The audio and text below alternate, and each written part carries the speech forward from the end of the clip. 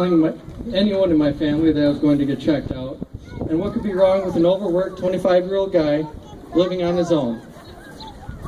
So the ER doctor came back into the room, sat me down.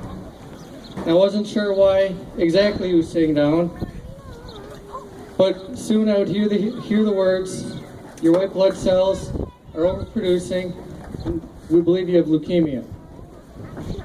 It was at that time that I was told I was not going to be leaving the ER, and I would be hospitalized until my white blood cell count was under control.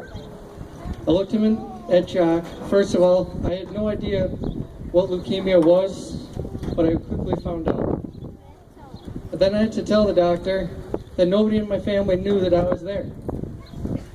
So, first we called my mother, and in disbelief, she came rushing to sit with me. My soon-to-be oncologist walked in the room shortly thereafter, introduced himself, shook my hand, looked at me in the eye, and said, "Zach, you're going to be all right." He then proceeded to explain to me what exactly was going wrong. That night, and for the following 5 nights, I was in the hospital waiting, wondering, and hoping that everything was going to be all right. Calling my family and friends to tell them myself was the hardest thing I've ever had to do. Every morning, my doctor would come in, give me an update, and answer any questions that I had. But he was always very confident that they knew what was going on and how to treat it. He's been right.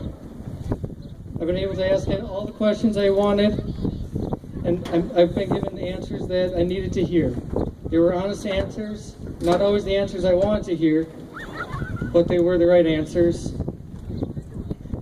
This is the trust that I believe is huge in any medical condition, but especially cancer. A couple weeks out of the hospital, I was still weak. I was working on gaining back my weight that I had lost, regaining the blood that was not being produced, and regaining my spirits mentally. One of the best ways to treat this treatment was to spend the weekend with some friends in the Milwaukee area, visiting Lapham Peak State Park. State parks are always one of my favorite places to be the hiking or the towers they have. There's a lot to walk through, and I felt very, very powerful, but weak.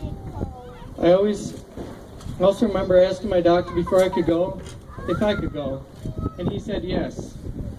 I then asked him, I said, "Can I have a beer or two, because my friends are asking?" He said yes. That was the best medicine I could take at the time. While in the hospital, my mom started to brainstorm ideas on how to cover the medical expenses and the cost of the prescriptions going forward. The prescription I take is not cheap, and without insurance and support from the community, I wouldn't be able to take the medication that I do. We started an organization that primarily focused on this goal. Once I was out of the hospital and I was really able to understand what was going on and how living with cancer was going to be, I quickly realized I needed to give back to the community and to help those like they've helped me.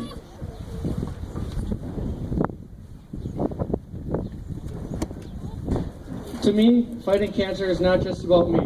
I'm here today because of what research has developed throughout the years. To be frank, I was told that 20 years ago, somebody with my condition maybe would have a 50% chance of survival after a bone marrow transplant. I've not had to have a bone marrow transplant. I've been on a pill ever since I've been in the hospital. I'll have to take that pill every day.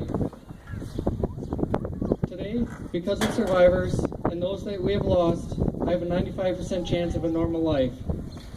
My hope is that one day I will not have to take the pill, and it's organizations like the American Cancer Society that give me the opportunity to speak to you today, and for that I'm very grateful. Like I said, my current treatment is a pill I take every day. Is the only time I'm reminded of the fight I fight is when I take that pill. Something that I'm told quite regularly is that my attitude towards life is very positive. In the hospital, the nurses and doctors and chaplain always commented on how they liked to be around me because of my positive attitude. If I didn't tell you I had cancer, you would never know. Once you learn that I do have cancer, you would never know what it was. You would never know it by the outlook towards life I have. In 2012, there was a lady that my mom met that was going to be riding a 150-mile bike ride from Mequon to Sturgeon Bay. She wanted to ride in my honor. I had no idea who she is or what the cause was.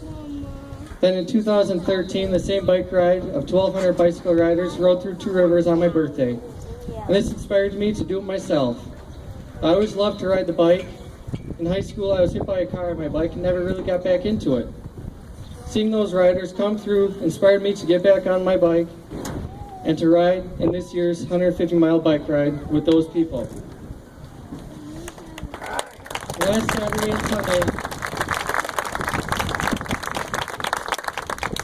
Saturday and Sunday, I was able to accomplish that dream of riding with those riders 150 miles. It wasn't easy, but it's an incredible accomplishment. My training rides, the ones that took 4 to 5 hours each weekend to prepare, the sunburn, the hills, the wind, but in the end I made it, as a survivor. I want to thank each and every one of you for coming out today and supporting this great cause. We all have a special bond with each other, and by coming and supporting those that we have lost, those that are survivors, and those that have yet to be diagnosed, we can all make a difference. My story is one of trust in the doctors to be able to tell me what is going on, the community to coming together for those in need, and the positive attitude that helps the fight. Thank you.